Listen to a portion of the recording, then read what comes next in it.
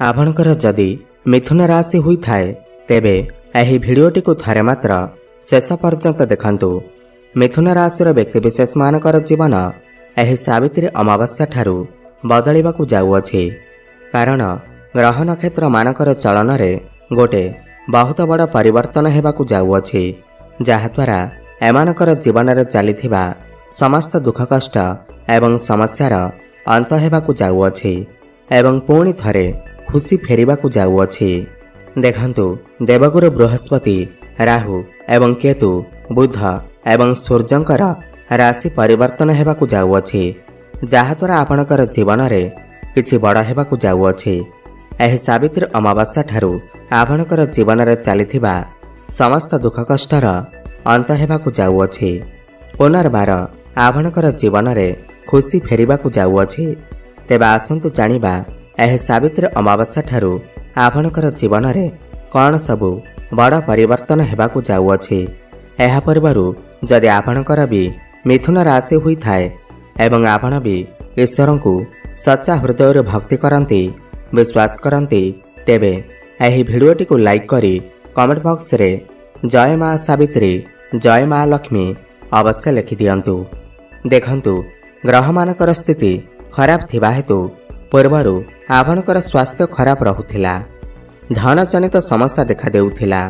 बृहस्पति आपणकर द्वादश रे थिबारु आपण ऋण नेइथिले किंतु ऋण सुझी पारु नथिले। ऋणर भार आपणकर ऊपर बढ़ी जाइथिला। गृह परिवार रे खुशीर वातावरण नथिला। शिक्षा क्षेत्र रे समस्या देखा देउथिला। आपणकर अननेसेसरी खर्च हेउथिला। समाज रे आपणकर मान सम्मान नथिला। आपणको चाकरी प्राप्ति होई पारु नथिला। संतान संतति पाई आपण चिंतित थिले। आपणकर व्यापार वाणिज्य रे लॉस हेउथिला। प्रेम जीवन रे मध्य समस्या देखा देउथिला। तेबे एही भली जहा भी समस्या आपणकर जीवन रे चालुथिला ताहा एबे दूर हेबाकू जाउअछि। एही सावित्री अमावास्या ठारू आपणकर जीवन रे पुणी थरे खुशी फेरिबाकू जाउअछि। आपणक जीवन रे नूतन सूर्य उदय हेबाकू जाउअछि। देखंतु सबुठारु बड़ परिवर्तन एहा अटे कि बृहस्पति आपणक राशि को चलन करुछंती, आपणकर लग्न को चलन करुछंती। शास्त्र अनुसार यह अत्यंत शुभ होइथाए एवं गुरु एठारे बसी आपणकर पंचम, सप्तम एवं भाग्यर भाव माने नवम भाव को देखुछंती।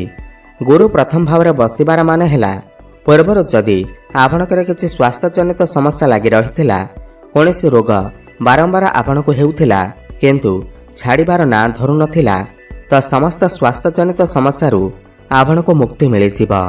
आपण स्वास्थ्यवान अनुभव करिवे। समाज रे आपणको मान सम्मान प्राप्ति हेबो, जस कीर्ति प्राप्ति हेबो। आपणकर लोक संपर्क बढ़ी जिवो। गुरु हेउछंती समस्त देवता मानकर गुरु। आपणकर भितरे ज्ञान बढ़िबो एवं बुद्धि बढ़िबो। लोकमाने आपणक आड़कू आकर्षित हेबे एवं गुरु एठारे बसी आपणकर पंचम भाव को देखुछंती। पंचम भाव आपणकर प्रेम जीवनर एवं शिक्षा क्षेत्रर भाव होइथाए। तो प्रेम जीवन रे आपणकू यथेष्ट सफलता प्राप्ति हेबो। पूर्वरु जदि आपणकर कथावार्ता बंद हो जाइथिला, ब्रेकअप आदि हो जाइथिला, तो आपणकर पुणी थरे कथावार्ता होई पारे। प्याच हेबार मध्य संभावना बनुअछि। आपणक जीवन को कोनोसी गोटिए नुआ व्यक्ति आसी पारंती। जो माने सिंगल अछंती सेमानकू नूतन पार्टनर मध्य मिली पारंती एवं आपणकर भल पाइबा विवाहर रूप मध्य नहीं पारे।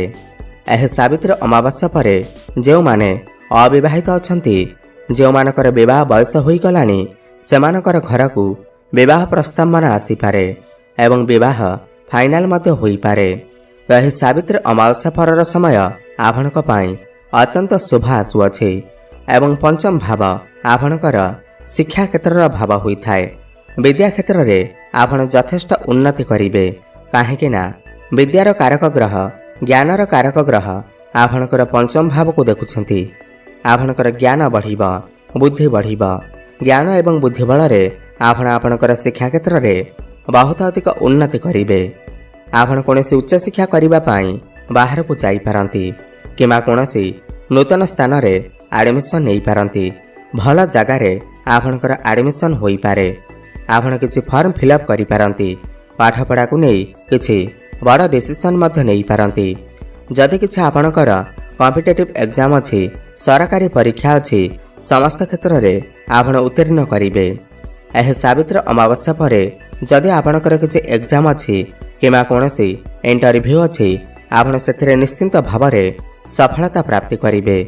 यह सावित्री अमावस्या पर आपण आपणकर शिक्षा क्षेत्र में बहुत अधिक उन्नति करेंगे एवं गुरु एठारे बसी आपणकर सप्तम एवं नवम भाव को देखुछंती। नवम भावर देखा माने हैला नवम भाव भाग्यर भाव होता है एवं गुरु आपणकर भाग्य को मजबूत बनइबे। भाग्य बल आपण को कम परिश्रम रे अधिक सफलता प्राप्ति हेबा। आपण कौन धार्मिक स्थान को यात्रा करि पारंती। खास कथा यह अटे कि आपण आध्यात्मिकता आड़ को गति करेंगे। आपणकर मन धर्म आड़ को अग्रगति करिबा। आपण कौन धार्मिक स्थान को जाई पारंती कि कौन धार्मिक काम आपणकर किछि पैसा मध्य खर्च होई पारे। आपणकर गृह कौन शुभ मांगलिक कार्यर आयोजन होई पारे। आपण कौन भूमि प्रॉपर्टी जमी कि नूतन वाहन कि नूतन गृह इत्यादि निर्माण करि पारंती। जो व्यक्तिविशेष माने शेयर मार्केट स्टॉक मार्केट एवं ट्रेडिंग रे काम करुछंती सेमानको आकस्मिक भाव में धन मध्य प्राप्ति हेबा। यह सावित्री अमावास्या पर आपणकर धन रे वृद्धि आसीबा। आपण निजे देखिबे पूर्व अपेक्षा आपणकर धन बढ़िबारे लागिबा। आपणकर डेली इनकम मध्य बढ़िबा। आपण एही समय रे पैसा किछि संचय करने को भाविबे। आपणकर बैंक बैलेंस मध्य बढ़िबा एवं गुरु एठारे बसी आपणकर सप्तम भाव को मध्य देखुछंती। सप्तम भाव व्यापार वाणिज्यर भाव होता है दाम्पत्य जीवनर भाव होता है। जो व्यक्ति विशेष माने व्यापार वाणिज्य करुछंती सेमाने बहुत अधिक उन्नति करेंगे। आपण किछि नूतन व्यापार मध्य आरंभ करि पारंती। पार्टनरशिप रे व्यापार वाणिज्य करुथिले आपणकु अधिक फायदा मिलिबा। आपणकर मन को नुआ नुआ आइडिया आसी पारे। पितांको साहाय्य सहयोग आपण को प्राप्ति हेबा। पितांकर स्वास्थ्य जदि किछि पूर्वरु समस्या थिला ताहा मत दूर होइजिबा। जो व्यक्ति विशेष माने ऑनलाइन रे काम करुछंती डिजिटल मार्केटिंग रे काम करुछंती काउंसलिंग रे काम करुछंती टीचरशिप रे अछंती सेमानको बहुत अधिक सफलता प्राप्ति हेबा। राहु आपणकर नवम भाव को आसीछंती भाग्यर भाव को आसीछंती। अचानक भाव में आपण को धन प्राप्ति होई पारे। कौन गुप्त धन मध्य आपण को प्राप्ति होई पारे। आपणकर घर परिवार रे हसखुशीर लहरी लगी रहिबा। घर को कौन नूतन अतिथि मध्य आसी पारंती। जो दंपति माने संतानर कामना करुथिले तो सेमानंकु एह सावित्री अमावास्या पर संतान सुख मध्य प्राप्ति होई पारे। देखंतु आपणकर दशम भाव में शनि एवं शुक्र विराजमान अछंती। दशम भाव क्यारियर भाव होता है कर्मर भाव होता है तो कर्म क्षेत्र में किसी न किसी बड़ परिवर्तन अवश्य घटिबा। शनि एठारे बसी शश नामक राजयोग बनाउछंती। जो मानक पाखरे कौनसी भी चाकरी बाकरी नहीं तो सेमानंकु नूतन चाकरी मध्य प्राप्ति होई पारे। कौनसी एमएनसी कंपनी रू जॉब ऑफर मत आसी पारे एवं जो माने भी पूर्वरु चाकरी करिसेंती सेमानकर प्रमोशन हेबार मध्य योग बनुअछि। आपण आपणकर कर्म को नहीं विदेश यात्रा मध्य करि पारंती। ऊपर ऑफिसरंकर सपोर्ट आपण को प्राप्ति हेबा। सूर्य एवं बुध आपणकर द्वादश भाव में बुधादित्य राजयोगर निर्माण करुछंती। जो व्यक्ति विशेष माने पूर्वरु विदेश जावाक चाहूतिले तो सेमानकर सही इच्छा निश्चिंत भाव में पूर्ण हेबा। विदेश रे रही जदि आपण किछि काम करुछंती किछि व्यवसाय करुछंती तेबे आपणकु अधिक सफलता प्राप्ति हेबा। आपण जदि पूर्वर किछि ऋण नैछंती ऋण को सुझिबार सक्षम होई पारुनाहंती तो समस्त ऋण कर्जरू आपण को मुक्ति मिल जिबा। कोर्ट कचेरी रे जदि किछि आपणकर मामला चली अछि तो मामला आपणक सपेक्ष जाई पारे। वैवाहिक दाम्पत्य जीवन मध्य सुखमय व्यतीत हेबा। परस्पर मध्यरे संपर्क बहुत भल रहिबा। आपण किछि बड़ डिसीजन नै पारंती फैमिली प्लानिंग करि पारंती। संतान सुख मध्य आपण को प्राप्ति हेबा।